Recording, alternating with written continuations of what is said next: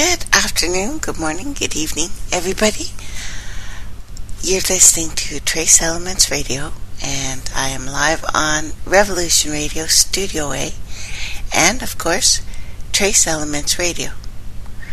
We're going to do two things, or at least attempt to do two things today. Answer a question. I've been talking about the ancient stories and how they do directly relate to the stories that are from Europe, all over Europe, from the far north to the east, to the west, to the south, to the islands, and over here. So you guys asked that question, and please, if you have anything that you'd like me to look into, go to traceelementsradio.com, and on the left hand side there's a contact form, and I will try my best. Also, there's been some cataclysmic weather events, geological events, sinkholes, new creatures, the devastation of the Pacific and the Atlantic Ocean. This will be for the second half, and perhaps why some of you can hear the hums. It's happening all over the world, of course, but again, only certain of us can hear it. Also, there's a sudden rash of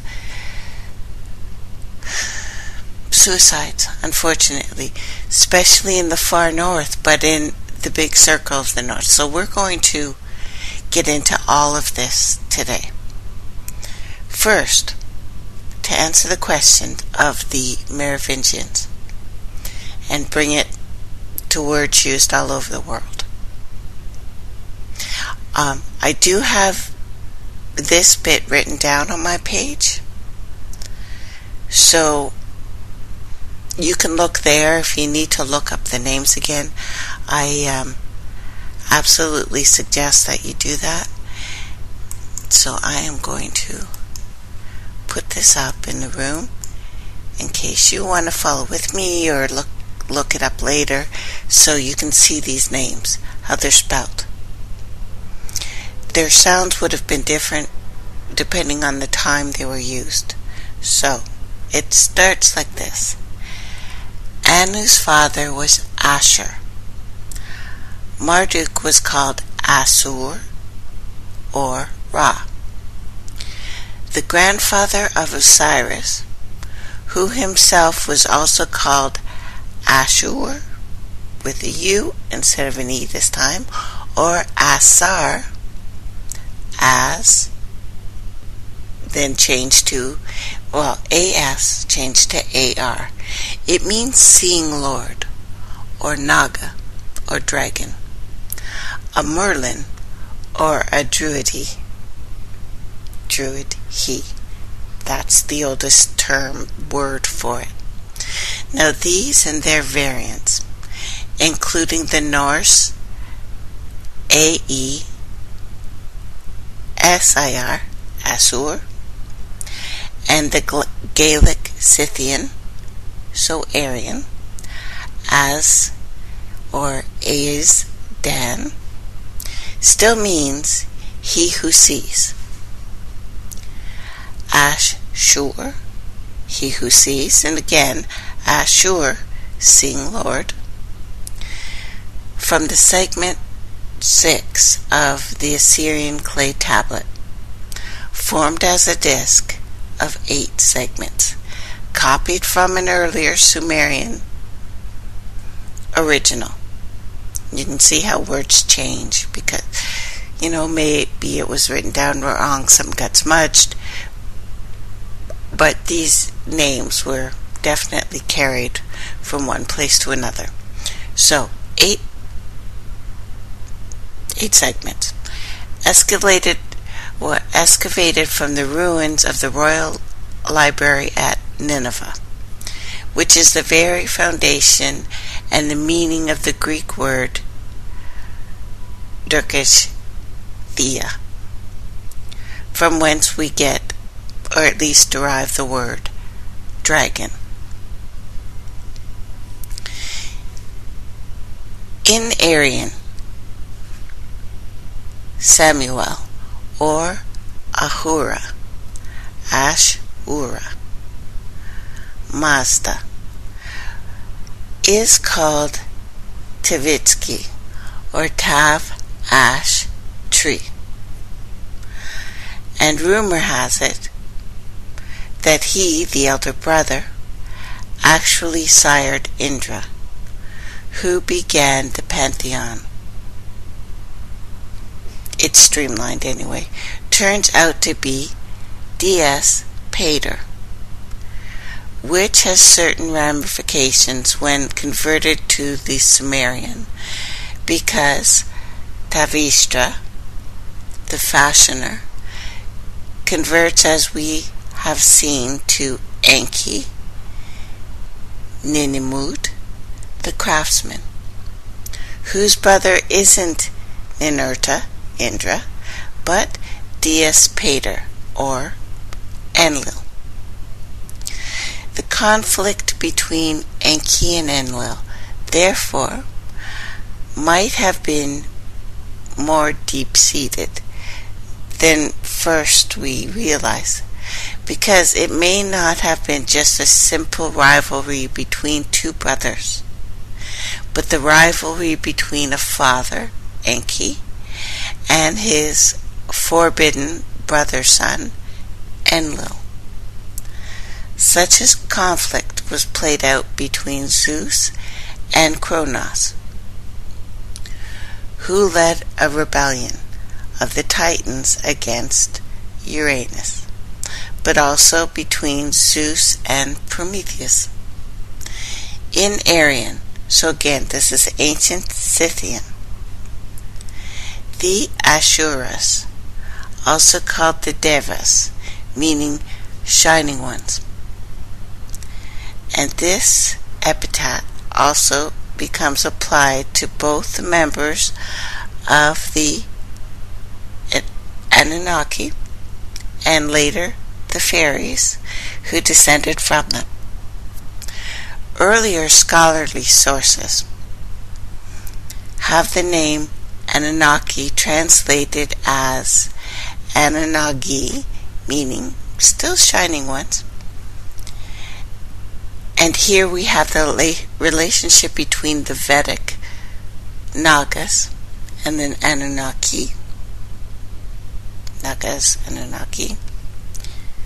So, the Sumerian Chronicles, we learn that the children of Anu were the Anunnaki, who decreed the fates, meaning that they themselves were also the Mori, or the Fata, or the fairies, the scale-armored leprechauns, the dragon kings, who, in the Aryan Vedas, appear alongside their divine companions and are referred to as the Nagas, who became the snake deities of India, who guard the submerged treasure, echoing again the central theme of the Grail and the ring cycles. Now the Grail and the lake represent the womb. The magic ring hidden in the lake and the red gold flow that is mentioned and the dew of the Grail both represent the life-giving blood and the mummy, later mermaid, the submerged or hidden treasure of the serpent-tailed and the swan-winged mermaid, the Naga goddesses of the north, whose vulvae or double-ended tails and wings are also to be found in all the representations of the ancient Ashur, A-E-S-I-R, the Titan, or the elder god, the Typhon, son of Gaia and Tartarus, whose other children included vampiric lemurs, the mermaids, or the naiads, whose name is closely associated with Tartara in Transylvania, the original home of the dragon queens and the dragon kings. Titan, by the way, derives from Sumerian Titi-An, which means the breath of life of Anu, sons of Anu, the Nephilim, and the spirits of the stars, or the star people, as we call them here on this continent. So 7,000 years after this contest between Typhon and Zeus, Typhon's fairy descendants, Igraine, usually spelled with a Y, or at first it was, Igraine, Morgana, and Melusine, are still portrayed in medieval churches in architecture with his wings and his double-ended tail. And the depiction of Melusine with those physical attributes appears as a supporter in the arms, usually of the imperial and the royal house of Vere, V-E-R-E. In Typhon, as a dragon god, we remember Odin, who himself often portrayed as a dragon or serpent, a nega, and that he too was an Asher, or Acer, an Acer, like the computers. That's where they get that name, Acer. So a member of the old warlike order of the gods. Odin is also, or usually associated with, how would we even say it? Yggdrasil or Yggdrarad, Aesel, the world ash of the Norse. And here we remember that the tree's name, because we've talked about Asher before, the steed of Egod, or Odin, was a goddess who performed the same function as the queens of Avalon. As a serpent, he is seen entwined around the Eos tree, or the yew tree. Later became the yew log, or the yod. That's why we have that at Christmas. So it echoes the depiction of Samuel, the serpent, which was NHSH, because, well, they didn't use vowels, basically. So it's entwined in lilies branches. It's still a tree. So subtext here is the nega. So at this juncture we must break off and study the Aryan nega, the serpent divas, the daemons, the guardians of the treasure, hidden in the water still. We do this by first looking at the Hebrew word Nahash. This word means serpent, thus dragon, derives from the root word NHSH. It's a snake. It's pretty much still the snake in English. So Hebrew Kabbalah, and particularly and rather strangely in relationship to the Jewish practice of divination by birds, or oniothomancy. The serpent, or the Nahash, is one who discovers hidden secrets or the wisdom from the raven, used here a lot too, or the dove or the swan. And you can look this up. This is Warburg Lectures and University of London private dissertation on Kabbalah and Jewish ornithomancy, 1996. So the NHSH is still Enki Samuel, or Sir Hermash, which is Capricorn, goat-headed sea serpent, or Alu Lim, ram of the glittering, or the shining ones, as in Elven waters.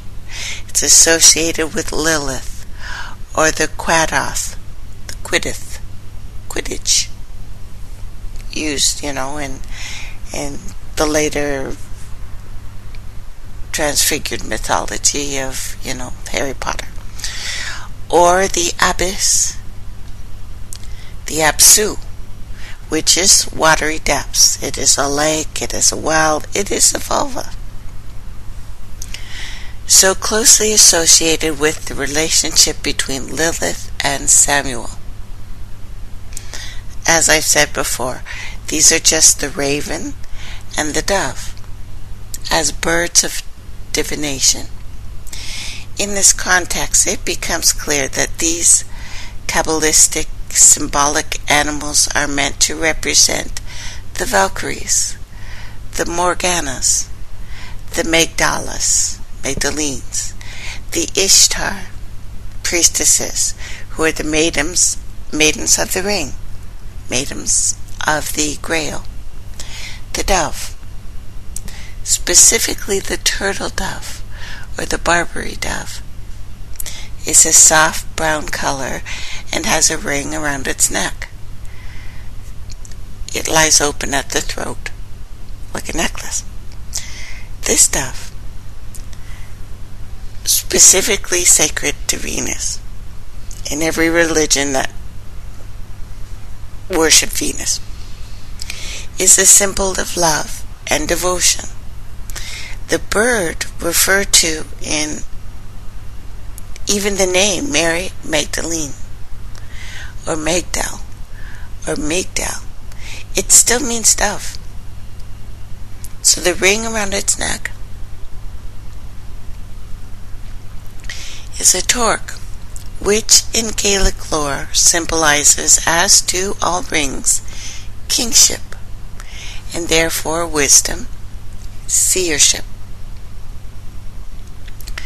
The Dirks, Thea, or the dragon nature, that Mary is named Magdalene, of the place of the doves, which is sacred to Venus, thus Ishtar. Also, Hathor means that she, Mary, was a priestess of this goddess of love.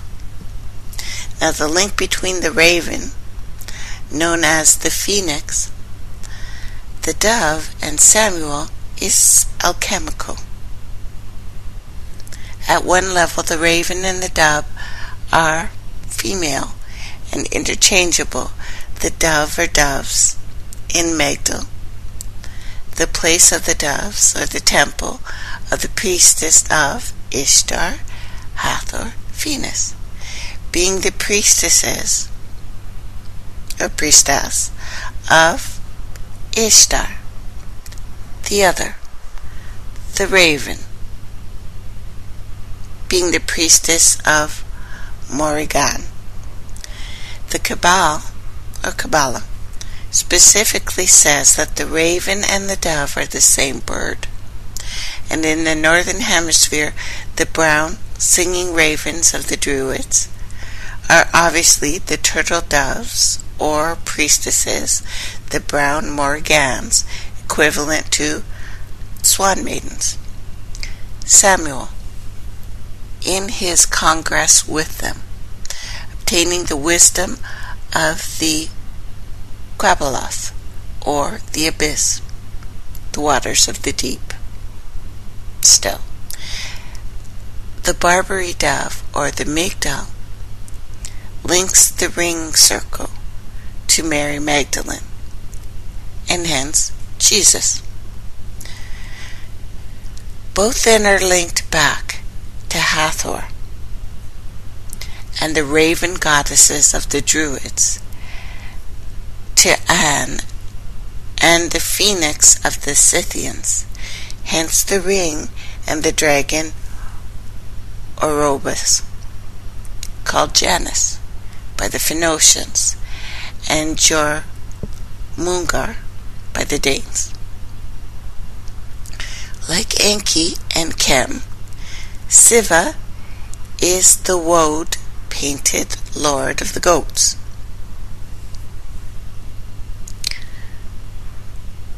Jormungar, the earth spanner, the encircler, the Vala of the Vedas, lives in the watery depths, and once upon a time, a long time, long ago, Thor and the giant Titan, Hymir, went fishing for him. As bait they used an ox head, which, as we've seen many times, symbolizes ovaries, fallopian tubes, womb, vagina of the virgin goddess. Here again, a link between the water, Samuel the dragon, and the virgins. The brown raven, or the coral priestesses of the Druidic cult, if you will, is the turtle dove and the swan maiden, because both animals are used in alchemical and tantric to symbolize the brain, the pineal gland, and the Anja chakra. In Vala, we have known root words, Valhalla and Valkyrie. It is now known, as I've suggested before, that the Valhallas were forest halls. They were in fact built on mounds, displayed giant dragon heads on each end. These were the dwellings of the Val Ares, the dragon overlords of the forest, and beneath them, lying usually in some sort of tomb, were tomb rays.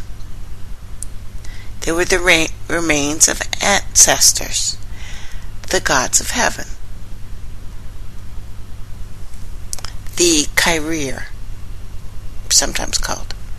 Now, the Valhallas were the dwelling places of the gods of heaven and earth, the serpent kings and queens.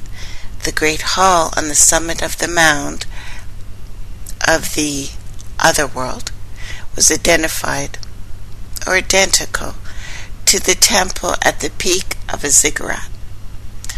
The halls were where the Valkyries, the singers of the gods, assembled. In this capacity, they were sometimes called the brown ravens, meaning that they were still the Morganes, but assumed the magical Grail role of the brown turtle doves, the lovers of the phoenix, or the dragon god. Hence, Valhalla is also a variant of the Judaic Magdala, or the house of the doves. The swan, serpent Caduceus, and the descendant dove originate here, and in placing the patent to the Grail, both symbolize this love of the turtle and the phoenix.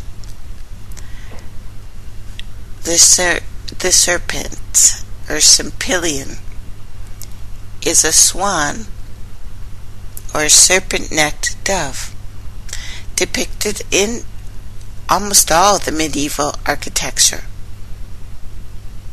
So the link here is pretty clear.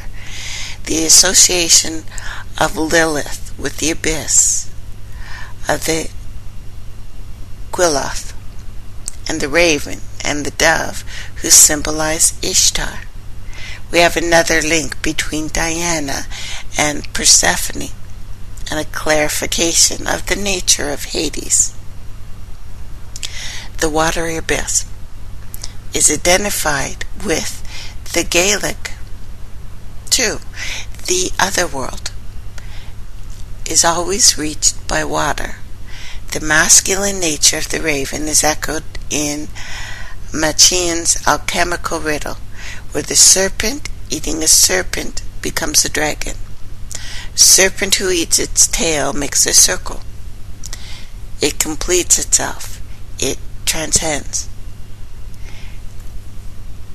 And a dragon eating a dragon.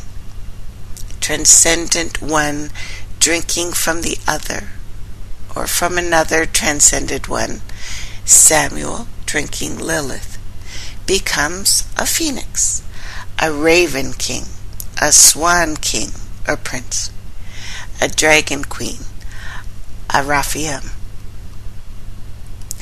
The phoenix, in its final transcendent glory, becomes a flaming, leaping star, an an, or shining one.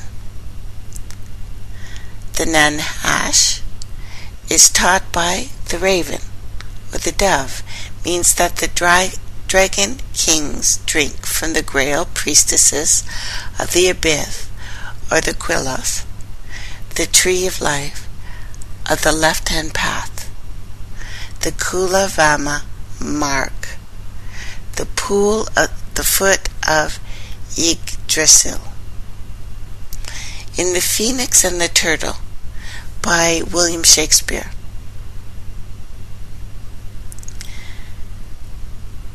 there are mentioned the turtle dove, the phoenix, the raven, the swan, and the owl speech, or the screech owl, who is Lilith.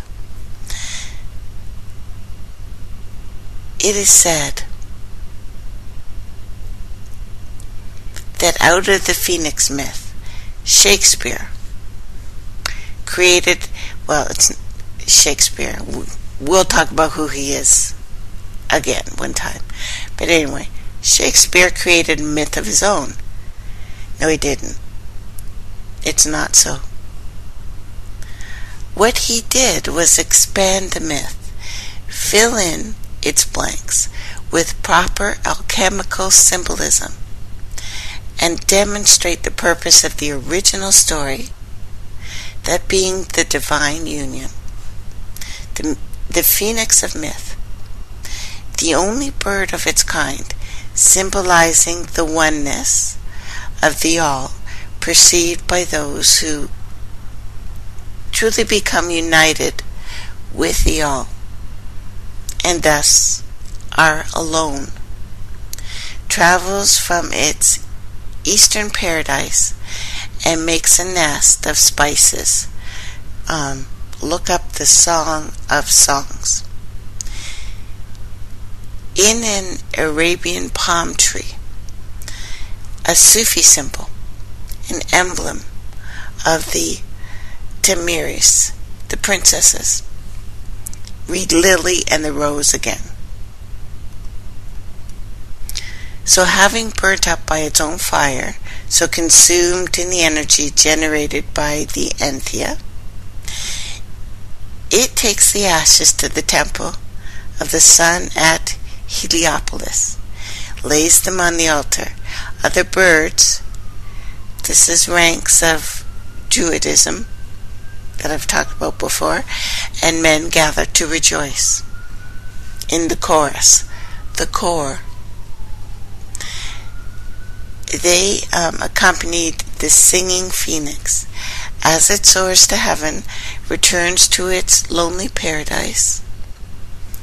The word usually is Sam Dahi, Bodhistrava, heaven, transcendence, enlightenment, divine union, also Scythia. So, Rounding this up, here's the summary. The transcended dragon kings. God, here comes the cops. Transcended dragon kings need to drink from the dragon princess, a fairy lover. He travels to Arabia, meets his Tamiris, drinks from her nest of spices, and she bestows stillness and ecstasy upon him. He is consumed by fire, or spirit, or combined energy, is reborn, takes his ashes, his mortal body, and lays on the altar of the sun, symbolized by a dragon, a lion, a hawk, and a bull. In Persian, Mithraism. So Mithras, the meditator, or balance, mediator, if you will, to symbolize his achievement of balance, or the nil point, or the 0 point, and subsequent oneness with the cosmos. Everyone is seriously weirded out that he has managed to regenerate and won't be acting like a complete pillock and ruining everything, now that he has refreshed his sovereignty with a living goddess. He can now go back to Scythia, heaven, and carry on reigning and being the wisdom and fertility of the land. End of the story. Shakespeare's version describes beautifully the emotions of Enthea and anyone who has experienced this divine union with another of the blood, who will not fail to be deeply moved, both with joy, but also with sadness. Again, this is another Solomonic vampire rite, and proof yet again that vampirism is born of love, so deep that it tears the soul from the body, as the tale truly suggests. It also implies that the rite has to be repeated, and that feeding must be recurrent. The OTO, called the rite of the phoenix, the mass of the vampire, for a good reason. The phoenix, along with the other birds in Shakespeare's poem called Bennu birds, and we just finished the year of Bennu, are identified with each other by Druid, by Grant, magical revival. And this is because all classes of Druids are vampires and need to feed in order to remain transcendent. The Bennu bird, or bird of return, Bennu means return, symbolizes a being that regenerates, or must regenerate itself at regular intervals, and the vampire itself bears an at least resemblance that is named after this process.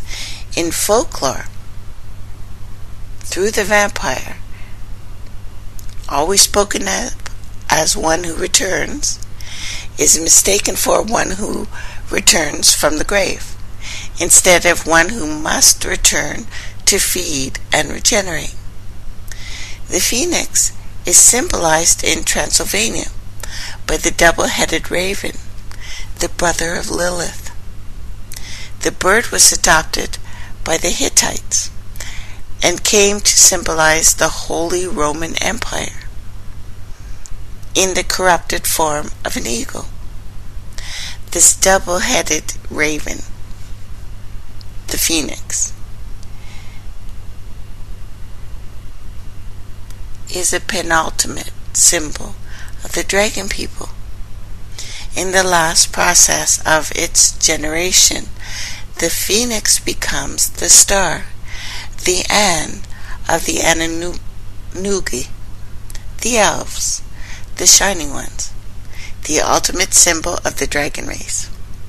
So the serpent Nisha, NHSH, in translating the word NHSH, firstly we will take the Hebrew consonants back via Phoenicians to their Sumerian roots, and remember also in Sumeria syllable groups could be reversed and yet still render the same meaning in an overall phrase. So the N is noon, the H hath, as opposed to he. The SH is shin, as opposed to sade or samoth.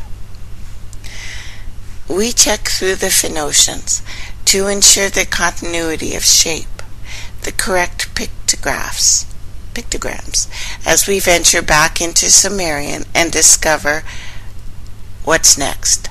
Nun is neg, hath is ha, shin is samunas.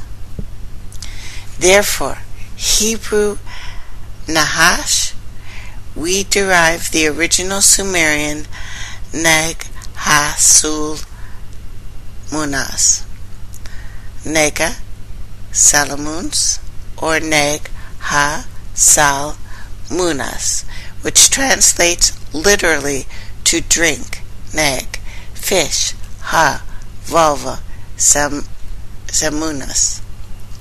It sounds like salmon. Looks like salmon. The fish, it's still fish in the water, it's salmon, right? So it sounds a bit odd. So I'll just explain that a fish is of water. So in Sumerian, the equivalent to our letter A means water. H is the article which stands for of.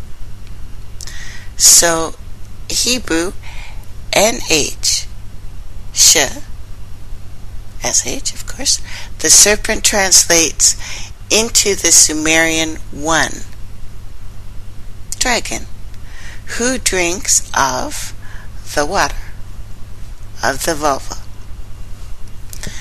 You notice that in this phrase, Nega, Samanuns, two things stand out. First, we have the Aryan word Nega, spelt Nigha, which brings up a lot of words, and then we realize that that is not a bad word. Okay, which would be pronounced as a GH sound, like nasally, softly garbled as ch, as in the Scottish word lock, k, lock, identical to the Spanish X or G. So it's not really a g, it's more of a k. You have to almost spit it. They speak from their stomach and their throat, not the throat up, but kind of the stomach up. You know what I mean? Okay. So, according to the Ode, H, which in Sumerian was HA, evoked into the Greek H, Hetha, which was originally pronounced like a KH, pronounced, as I've said before, as in Iberian, as in Scythian, as in Gaelic, as K, like lock, or an X. X's were still like a lock.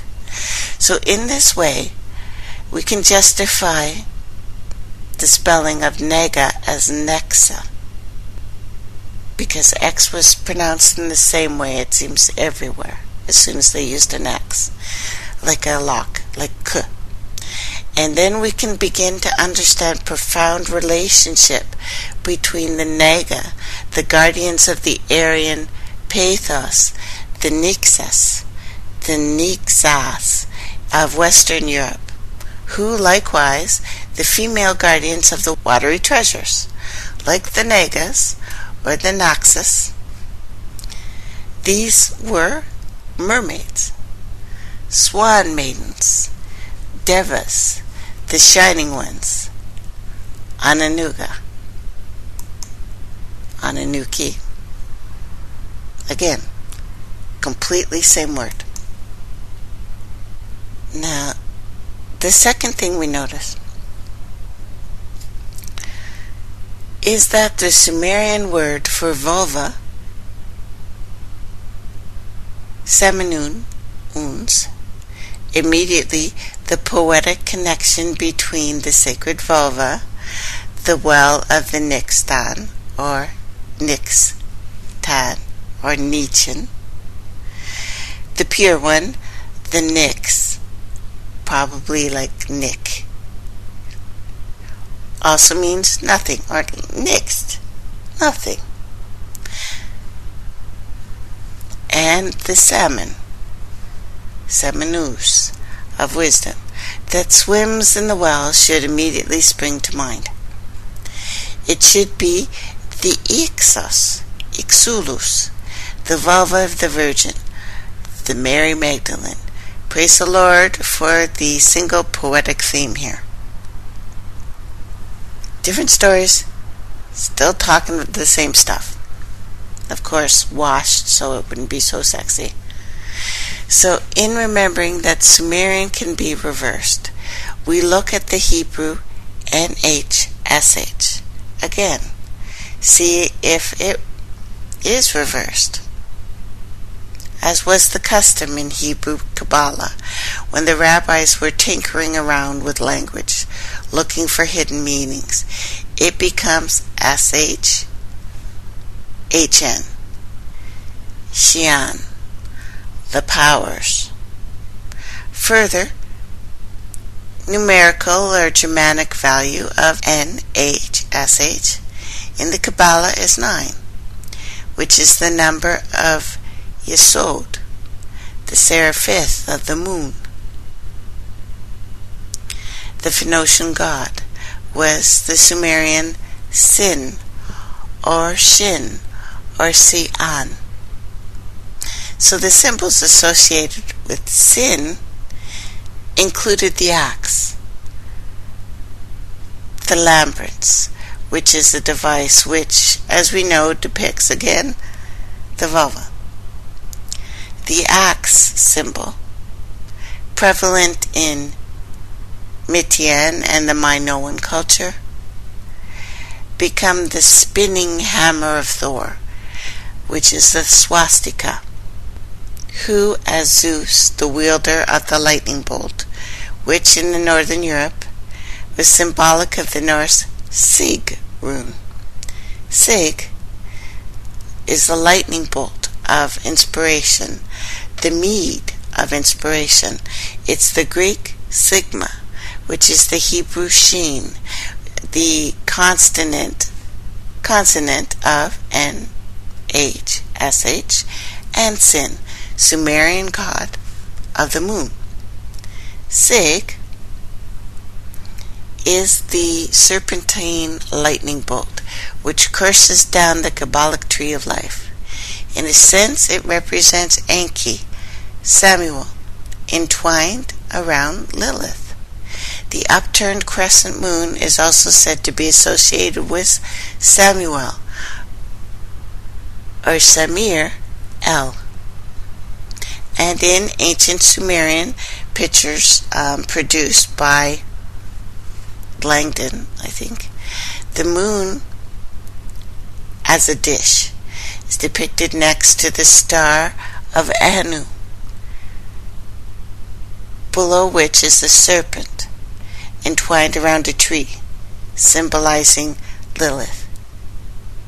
First we must consider Tiamat. Her name, Ti-A-Mat, means water, life, water, maiden.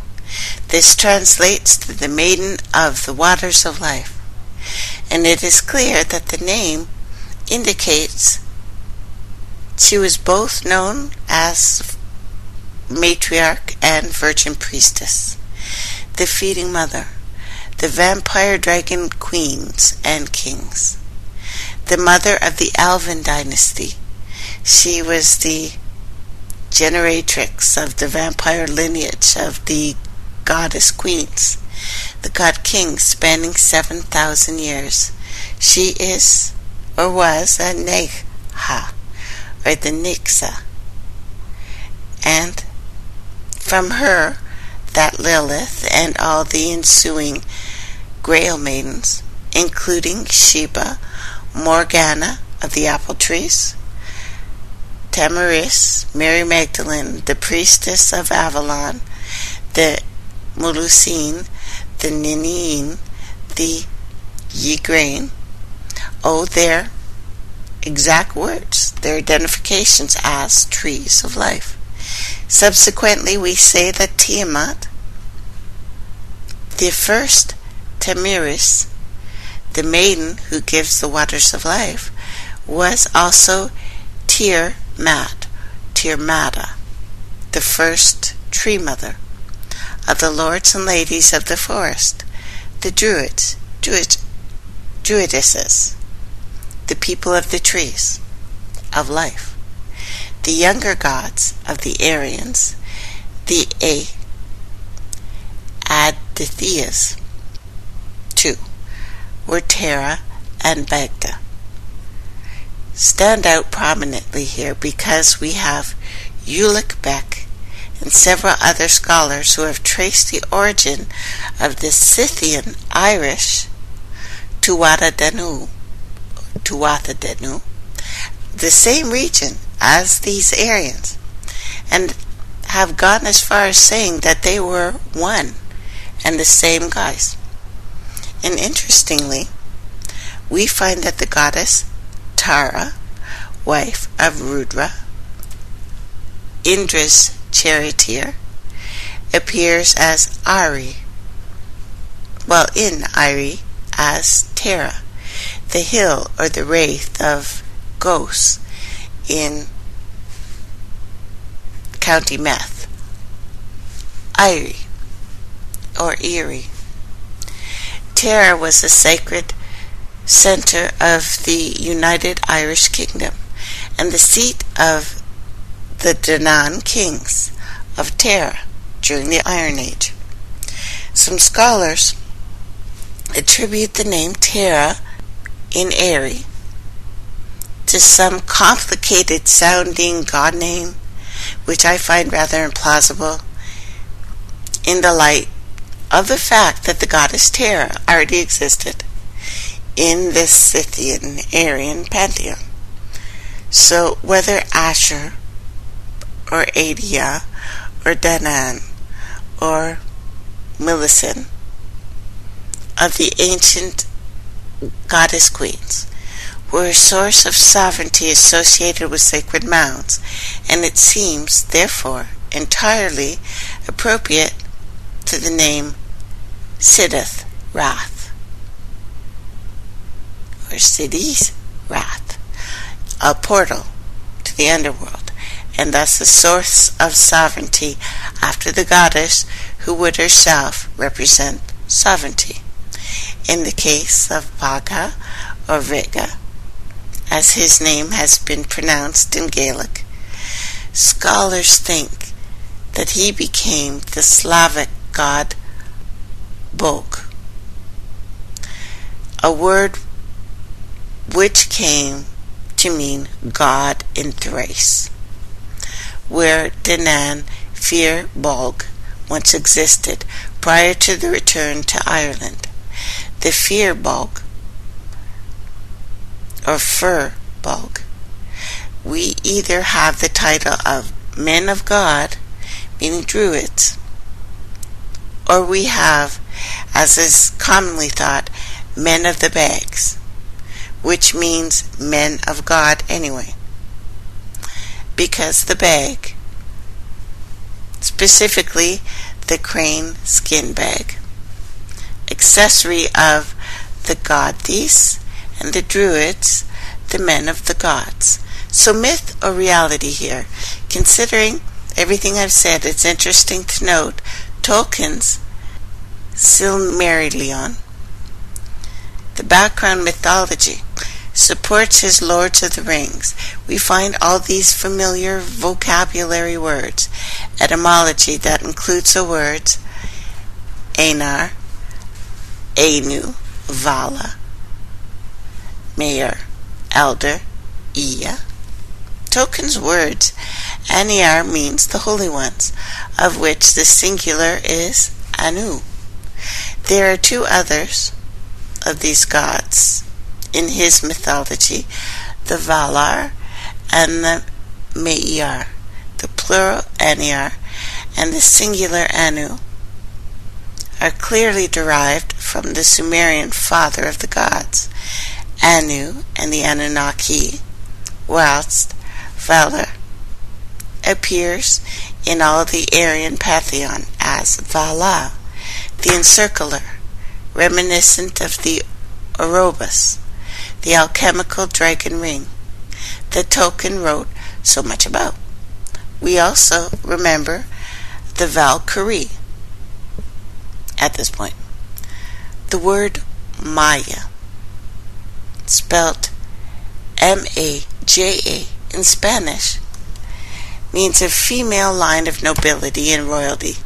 The I was originally J and came along with the word majesty.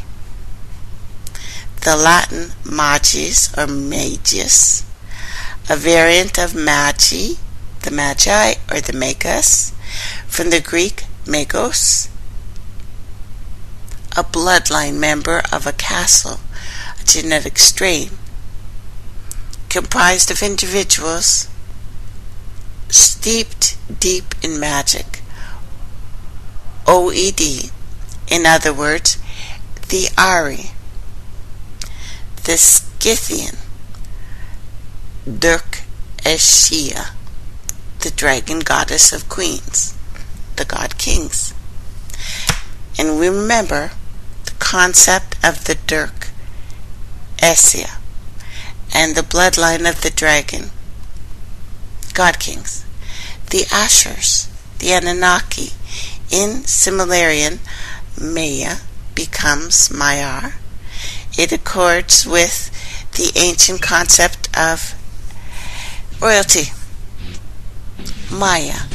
Okay, we'll continue this in a minute, and then we'll take any questions if you have them.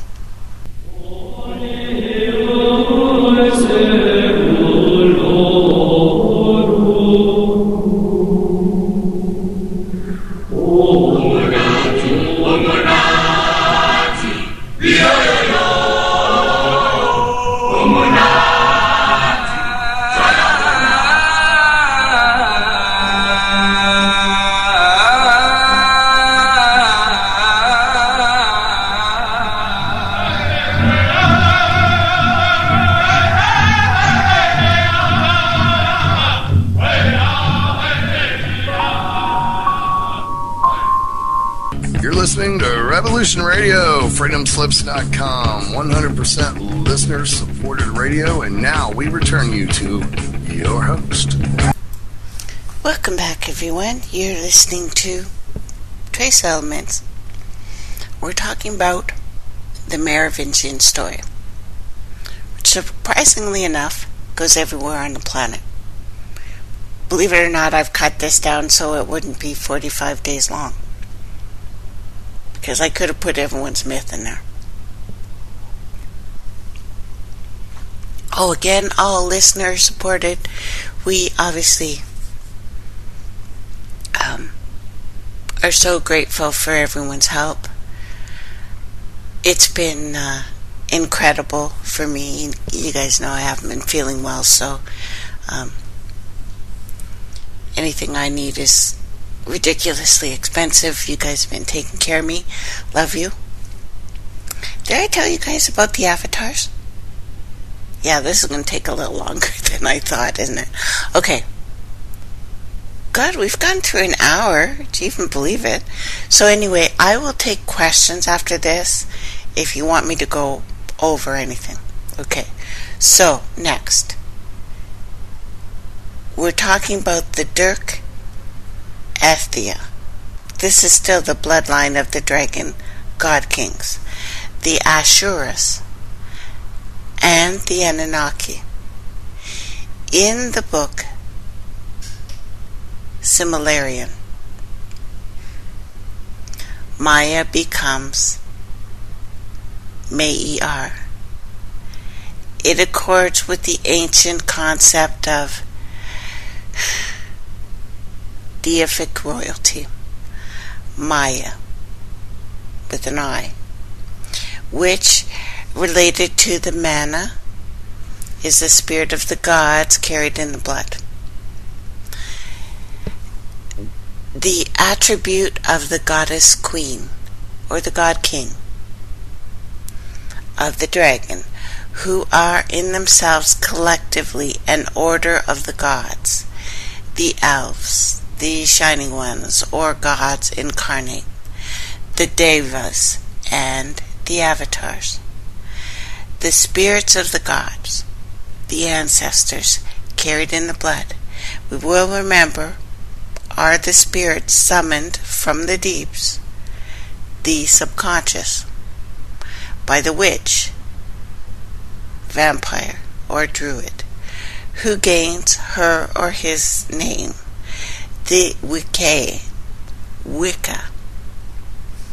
from the ability to yield or bend to, rather than draw to the surface of consciousness, the spiritual intelligence and the wisdoms from her or his ancestral and thus genetic inheritance.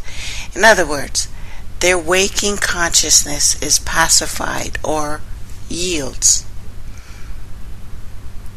to allow the older spirit, the racial memory, the Akasha, the old voice, the field, if you will, to give voice. You yield to the field.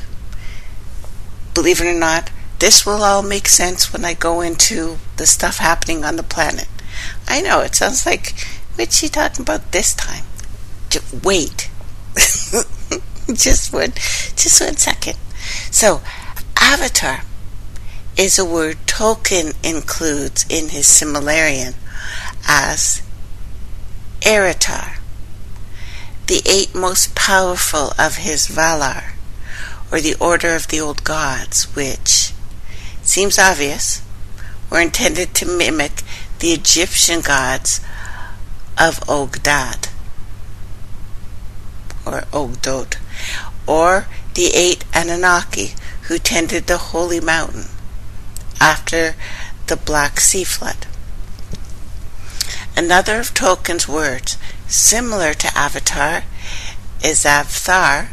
To him means the shadows, which he uses as a name for land near his Bay of Eldamar. Comparing, once again in our world, an avatar is a god made flesh, a dragon king or queen who often occupied tombs and would have been thought of as a shadow, a spirit of the other world, the realm of the shining ones, the ring race. So the Vala and Miar, we have 2 orders of gods, taken from the dragon tradition itself, whilst according to the legends of Tolkien's elves, the word Eldar became used as a name for 3 elven kindreds, one of which Tolkien named the Vanyar, who appear to be the Vanir gods of the Danes, the cousins of the Tuatha Danu. Tolkien's largest variety of the wicked orcs he named the Uruks, and Uruk a city-state of the Anunnaki. The orcs, he said, were once the fair elves who had been imprisoned and tortured in the land of Mordor. Eldar, explains Tolkien, became the people of the stars, echoing the traditional Gaelic epitaph for the Tuatha Danu. Also, one of the original meanings of the name Anunnaki, people of the stars, the star people from here. Of men, Tolkien concurs that they are the second, younger race of which the elves called the Antani. The Adamai, a name, says Tolkien, which later became Adane, obviously the children of Eden. Again, we have a bit of borrowing of the dragon lore, where the elves, the children of Anu, the Anukim, the Raphaim of the Old Testament, appeared first, followed by the Adamai, or the Antine, as Tolkien would have it, or the Antari, which became a game system. So, the Edain obviously is Eden, whilst he uses the Ea as a name for earth, or Ea, which in Sumerian is a name for the dragon god of the earth and waters. Enki, Samuel, the leader of the elder gods, the Asher, or Asur.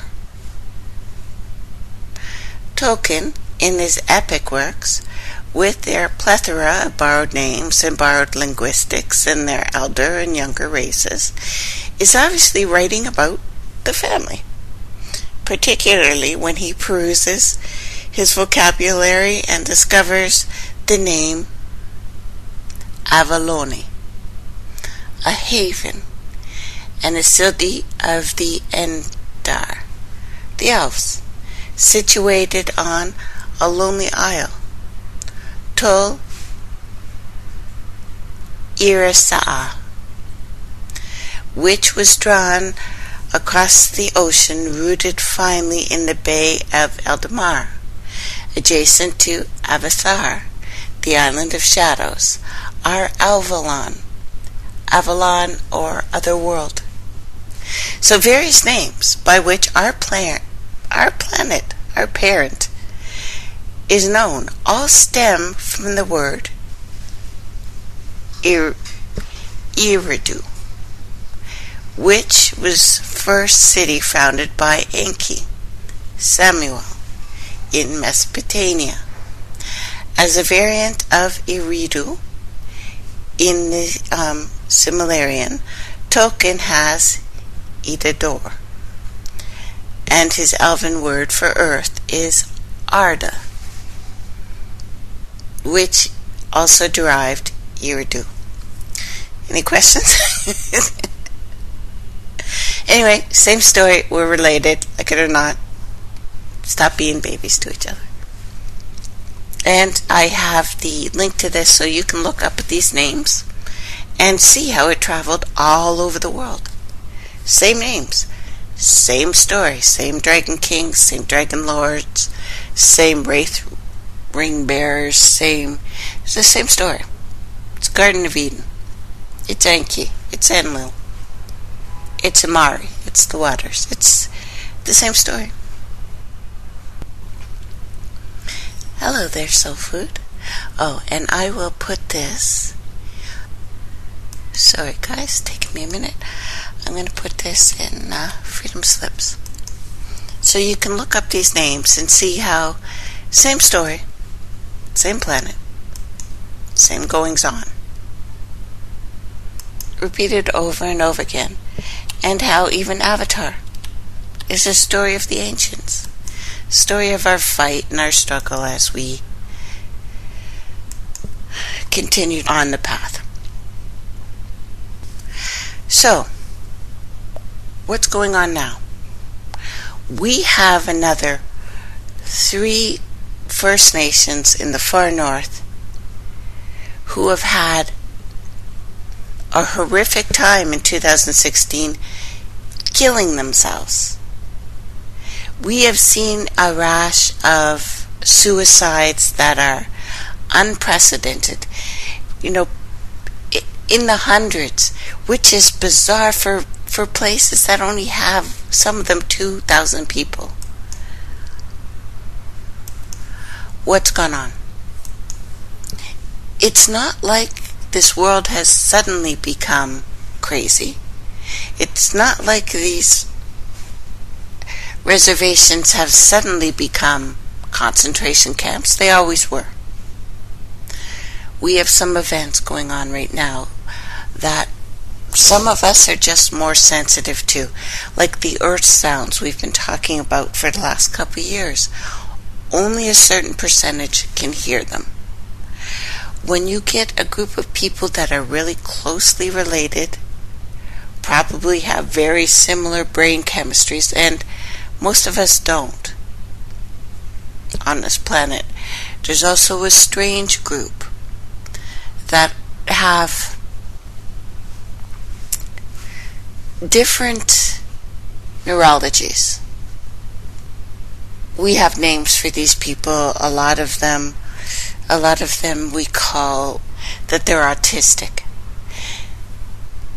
In general, they're just a variant of all of us. Women who have a lot of men in their families with this variant, autism, usually have MS. People with MS and ALS are sensitive, usually to the point that they have cut themselves off from feeling, which is why when you have ALS, which is a very similar thing to MS, your body shuts down quick, turns itself off. Usually your mind functions. This is why Hawkins goes on. You can go on forever if they can continue to pump oxygen in the body. It is interesting because I was listening to Cash today, and he pretty much threw us under the bus. And people with the ALS and MS saying, we can't be helped. We have to decide. We have to decide because for some reason or another, we have detached already. And there's more and more of us. But for women, and I'm in a lot of forums and stuff, I'd like to hear what you say. How many of the men in your family, close relatives, have some sort of autism? Whether they've been diagnosed or not. How many of your family are engineers and scientists, researchers specifically? For me, and I've told you before, this was a gift. This illness, which, I suffer from, and this morning I was not thinking it's a gift. I was thinking a whole slew of horrifically inappropriate words. It started with F and CS and, things like that. But I get a chance to use my mind the way I want. There are events going on right now, and I think more and more of us will be coming attuned to this. We're being changed by earthquakes and infrasound and acoustics. Because the Earth's biggest subwoofer is the earthquakes, which pump ground to produce infrasound. This is changing us. And this year so far has been the most recorded meteorites to hit our planet. They too are infrasound. So we are talking about magnetic fields and biology. Touch, taste, sight, smell, hearing. These are senses that connect us with the world. But I would like to say it connects us with more than that. There are more than 5 senses, and researchers are diving into the hidden folds of our brains, discovering that the blind can actually see, that thought can fly across space, and that somehow we have the power to feel the future. Space, time, life itself. And the human brain is a remarkable organ. It contains as many nerve cells as there are stars in the Milky Way galaxy. Sight, sound, smells, anything happening in our world around us triggers waves of electrical activity that ripple through this vast network in our heads. But this network is interacting and interconnected with the world in ways they don't want us to even try to understand. We are only at the beginning to see what these cells are capable of, because the brain remains a bioelectric mystery. The 6th sense, the 7th sense, the 8th sense is written off. But remember when you were a kid, if someone looked at when you were doing wrong and you know you were doing wrong, your mom would know. And you knew she knew. They are studying these things about how emotions travel from person to person. But it's not just person to person. Every day, 24/7. The NOAA Space Weather Prediction Center monitors, sends out space weather alerts, watches, warnings, forecasts about solar and geophysical events that impact satellites, power grids, communications, navigations, other technological systems. What I hope to see any friggin' minute now, and we need this because it's an emergency. And I think most of you who are listening to me right now feel this. Are space weather alerts and watches and warnings sent out to inform the human population of potential health hazards. Unfortunately, most physicians and mental health specialists know nothing about this.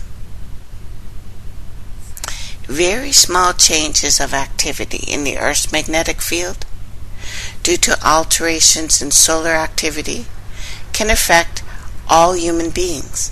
And right now, when we have every single planet in this solar system freaking the hell out, we're being affected. And these are direct effects. They're primarily upon the subtle, complex electromagnetic fields that interact with everyone's consciousness due to marked similarities of characteristics of our brain and, like it or not, genetic history. And the closer our genetic history it is, the more people react in groups. Solar activity, but we're also getting activity from far off solar objects. It can change consciousness. They don't tell us about it, but it absolutely can. And people with health issues, depression, neurological disorders, cardiovascular, stroke patients, those wearing pacemakers, etc., should especially pay attention to the space weather forecast, because there is a large number of studies that have identified significant physical, biological, health effects associated with change in solar and geomagnetic activity. Variations in solar activity, geomagnetic activity, isospheric ion electron concentrations are highly correlated and strongly linked with geophysical processes. They want to act like we are not connected, but that absolutely is a lie. We are. And a leading earthquake scientist warned 10 years ago that the planet is cracking up after a series of massive quakes. And this is happening right now. 39 quakes hit the globe within 2 days. A series started 2 massive quakes, especially in Indonesia, measuring 8.6 and 8.2 on the Richter scale, rapidly followed by 3 more, only slightly smaller, in Mexico within hours. There is no doubt that something is seriously wrong here. There have been too many strong earthquakes. The quakes are a surprise that cannot be easily explained by what they're telling us. With the Indonesian quake, statistically, there should be one big earthquake in this part of Asia every 500 years. However, since 2004, there have already been 3 earthquakes with a magnitude over 8. That is not normal. Now, we know for a fact that there is a magnetic reversal going on. This is not speculation. It's happening. Now, the Earth's magnetic poles have been shifting for quite some time. Compass direction, the true north, is parting ways. Earth's magnetic north and south poles have flopped many times in our planet's history. Most recently, though, around 780,000 years ago. Geophysicists who study the magnetic field have long thought that the poles are getting ready to shift again. And based on all the new data, it's happened way earlier than anyone thought. Now, a few years ago, around 2000, a scientist of Canada went out there grabbing his gloves and his parka and his fancy compass, hopped on a plane, flew over the Canadian Arctic. And not much stirs amongst these scattered islands to see ice. But there is something moving, shifting, elusive. This is the Earth's north, the magnetic pole.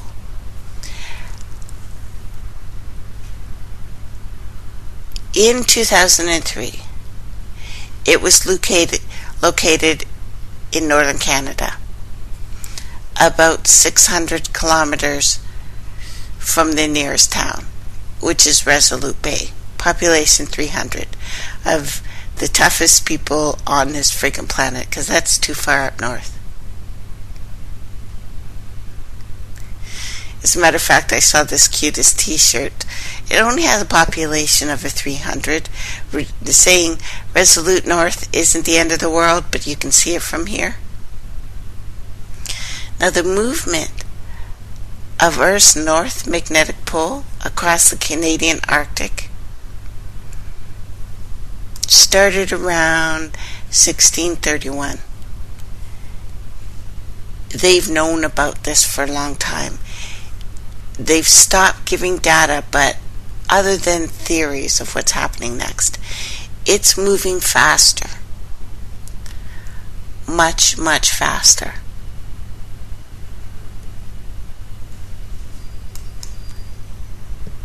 As a matter of fact, the magnetic north is now actually south. The two converging points are moving around the Philippines, basically, where they are going to converge.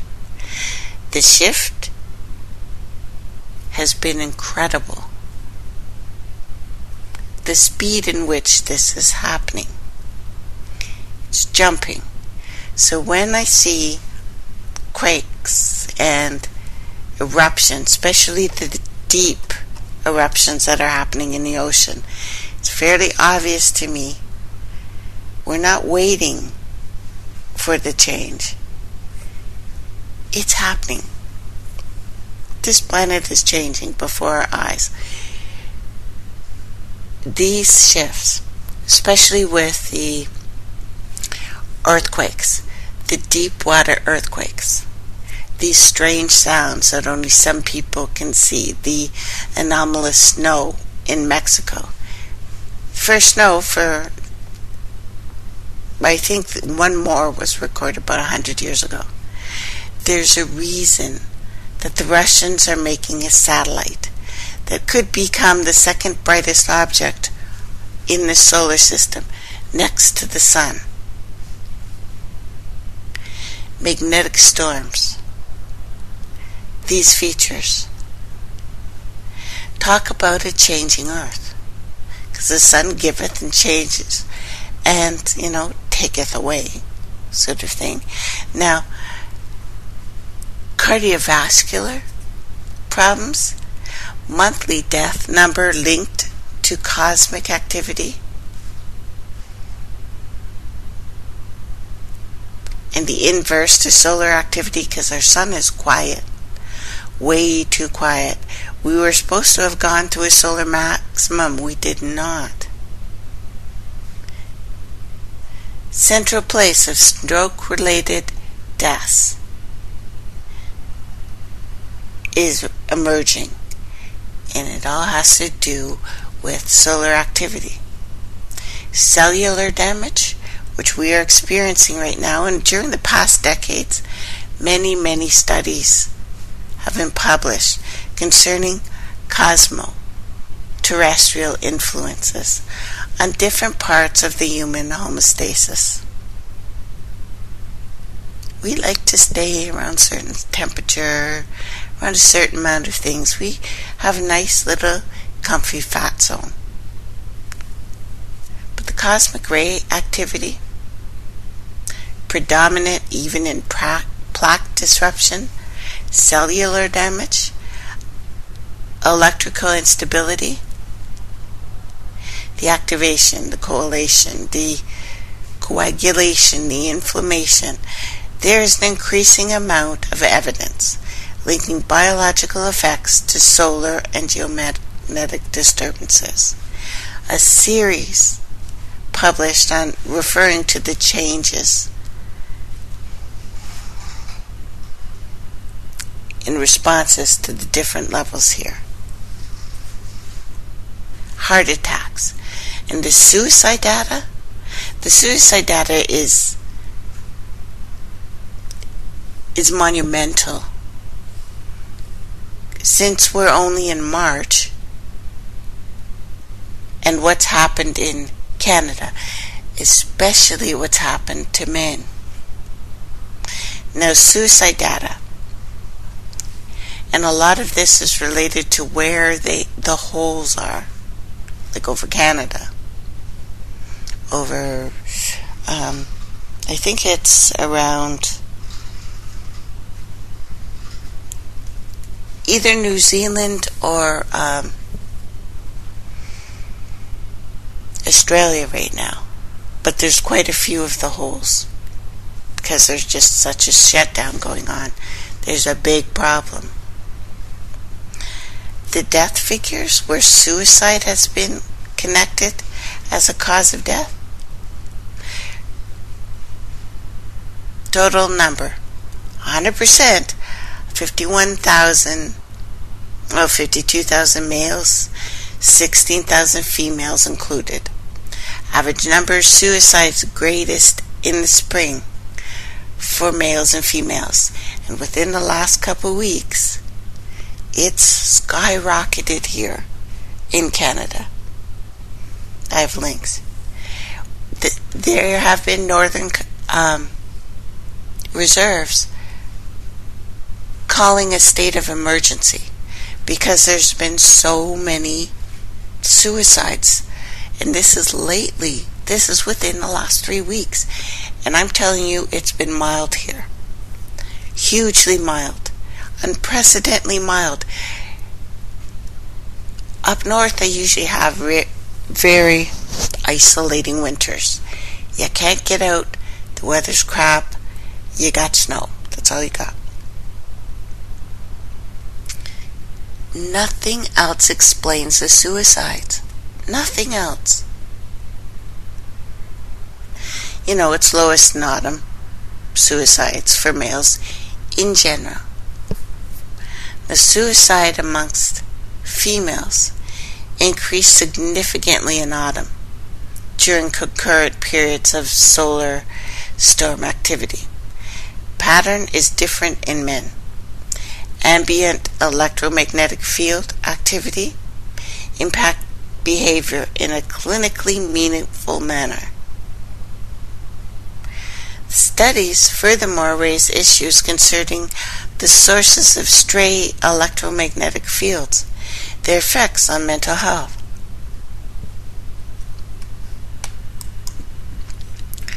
We are seeing this. It's not imagination. And we also feel each other.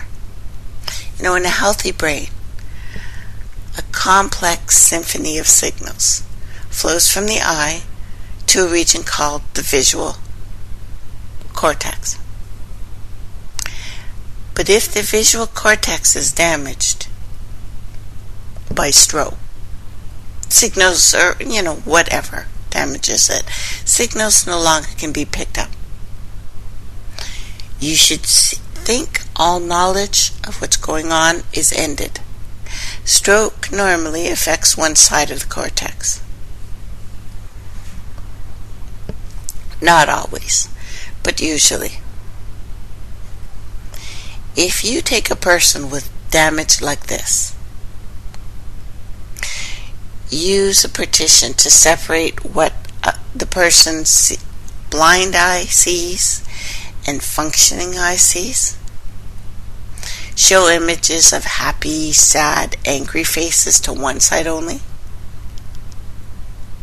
An image of someone laughing, someone expressing joy.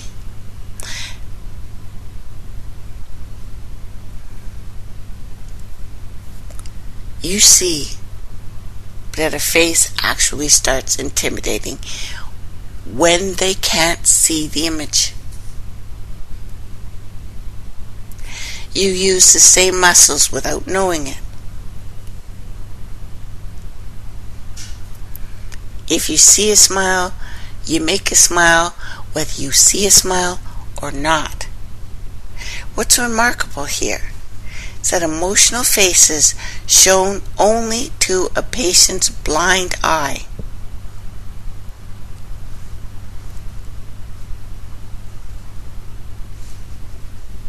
People imitate the emotions that their blind eye sees. The response is not a conscious one. You're not guessing. You do it automatically. The blind sight, it's called, deeply buried, subconscious sensory system rooted in a hidden part of the brain that receives signals from the eyes. Only, though, when an image is loaded with emotion. We are tapping into the deepest levels of the brain.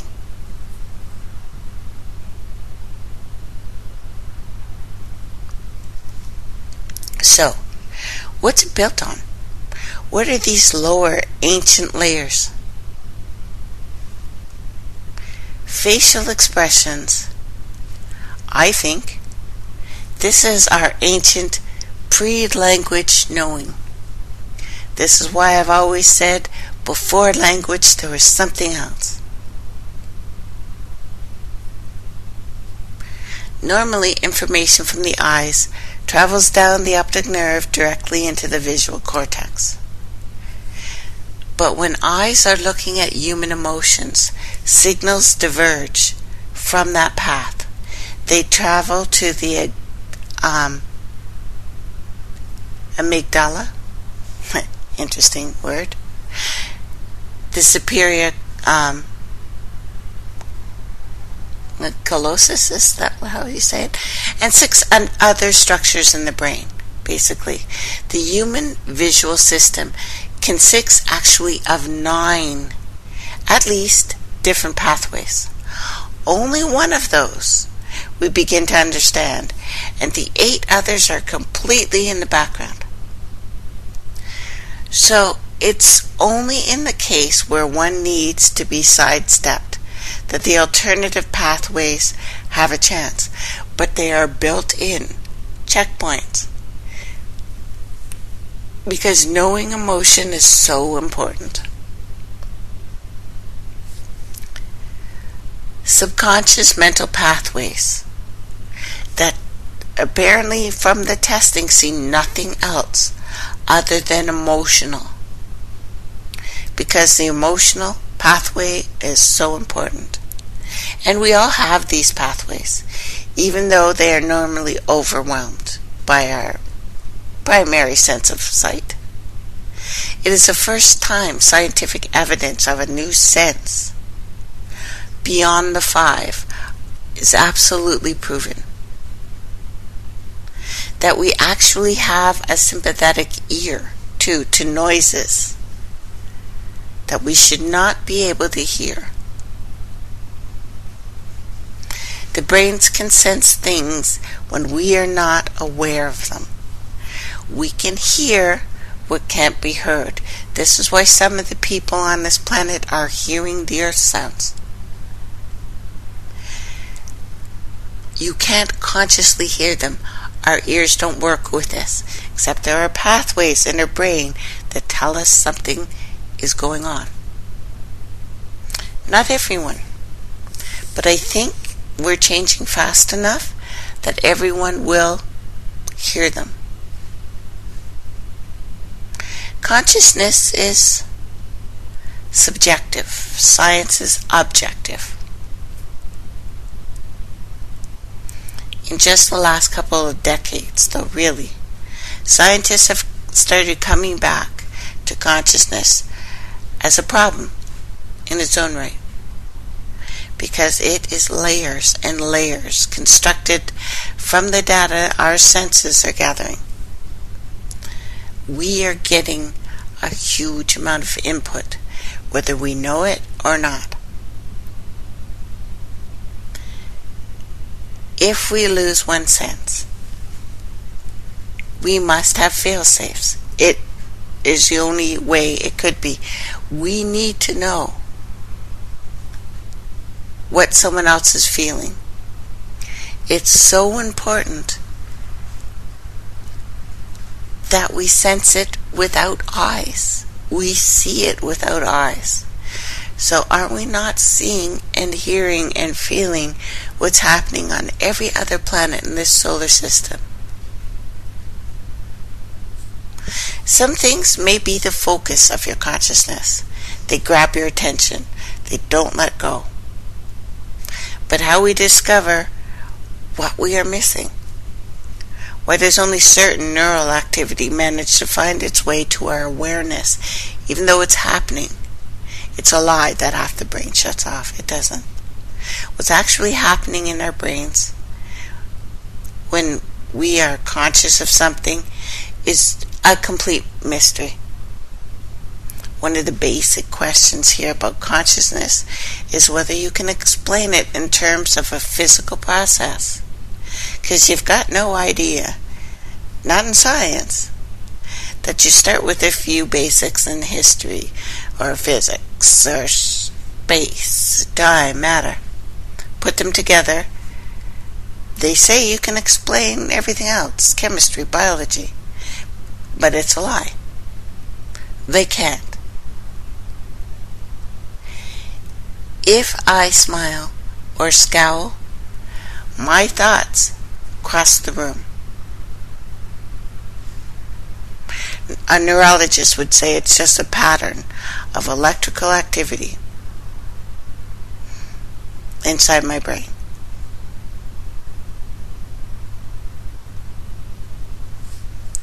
But it's deeper than that. Because not only do you know if I'm smiling or not, you know it. We've been taught not to know it. But we do, like it or not.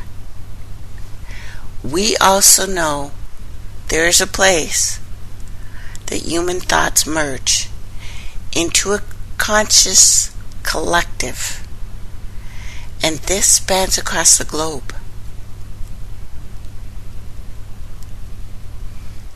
It lives in the real world. The touch is very light, but to the degree that it's a real touch, it's extremely important.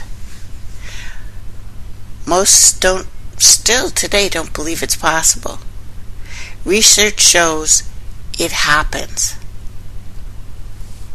And this phenomenon, strange, has been reported by many other researchers.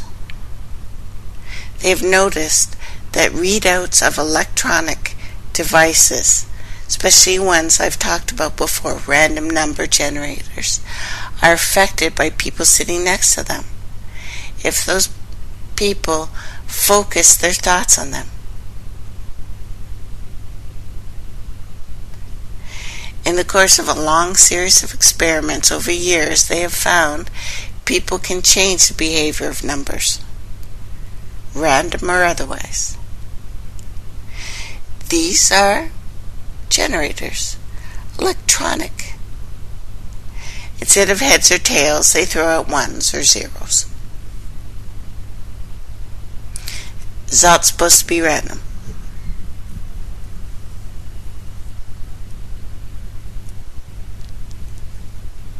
But they are not. And there is a place called the Global Consciousness Project. They are looking at these things. We react when an earthquake is coming. Not all of us, not every time, but more and more of us. Some of us, especially with neurological illnesses, neuropathy, phantom pain, stuff they call fibromyalgia right now, are reacting to something. There's a reason why I've been so sick, especially since December. This planet is changing. I'm reacting to it. It actually makes me feel much, much better knowing it's not from the skyhooks.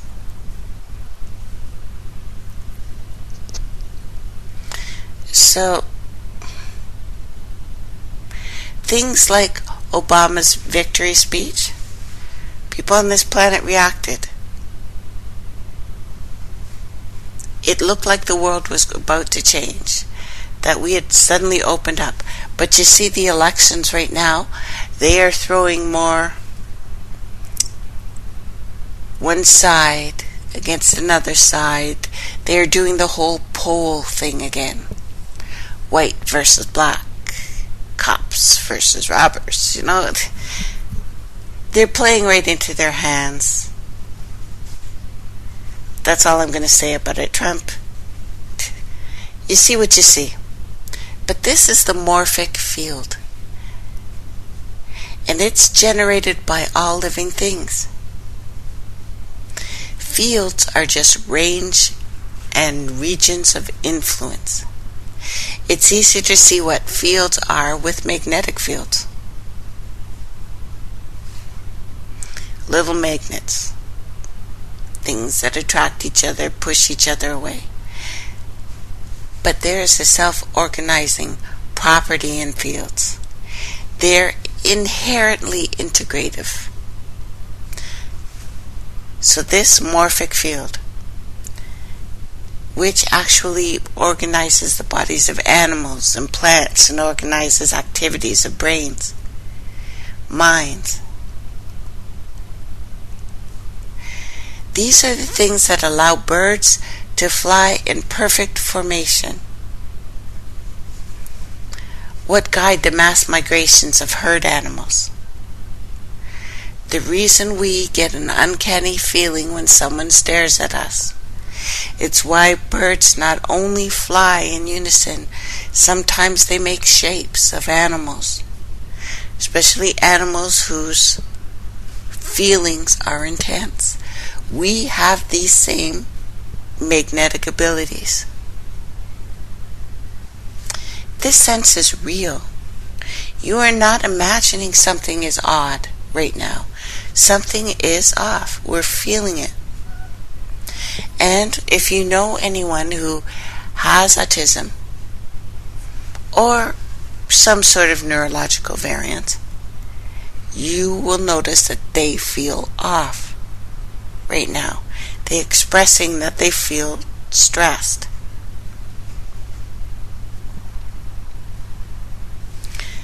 But listen, if you yourself try it, try the test. Think of a person who you love, who loves you. Think of that person's name.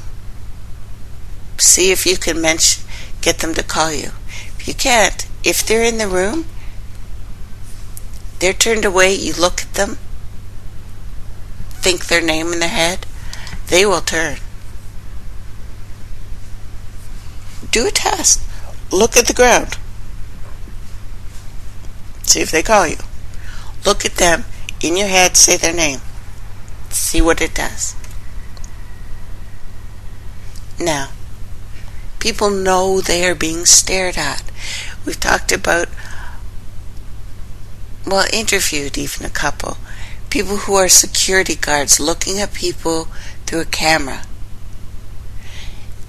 If you look at someone when they're about to steal, 9 times out of 10, they will put the thing back and not do it, because we know we're being looked at. Now think about us walking through the forest. We need to know if there is something stalking us. Yes?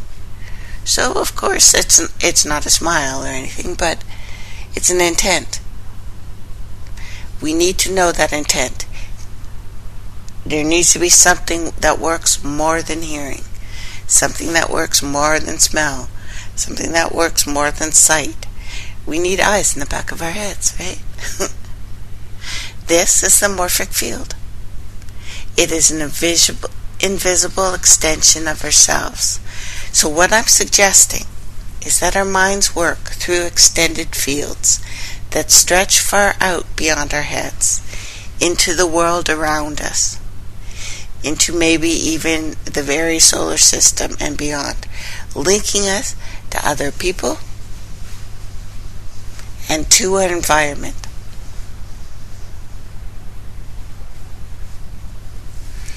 In a lab that I've told you about in Sudbury, Ontario, researcher has proved this, that thoughts fly from one mind to another. Every minute of every day that we are surrounded by an invisible force. The force is with us. The world is wrapped in a magnetic field. Your head is wrapped in a magnetic field. Your heart is wrapped in a magnetic field. As a matter of fact, science can't even explain how your heartbeat does not crack your ribs open. But for the creatures on the earth, life would be impossible without the field. Birds, sea turtles, fish rely on this magnetic, global magnetism to navigate. So when we are seeing herds of animals washing up on shore at the same time, there is a problem. Our minds are using this. You can call this the root of the sixth sense if you want, but it's absolutely proven. The powerful effect of Earth's magnetic field on animals, proven a long time ago. Animals use something like a third-dimensional magnetic field of the Earth as the navigation system, the homing device. There's evidence to this. It's, I would say, proven. Some scientists still argue, but I would call them idiots. So, 7 billion of us and more linked into the same thing. It's not an accident. We'll go into this more next week. Thank you very much for listening, and have a nice weekend, everybody. I hope you enjoyed this today. Bye for now.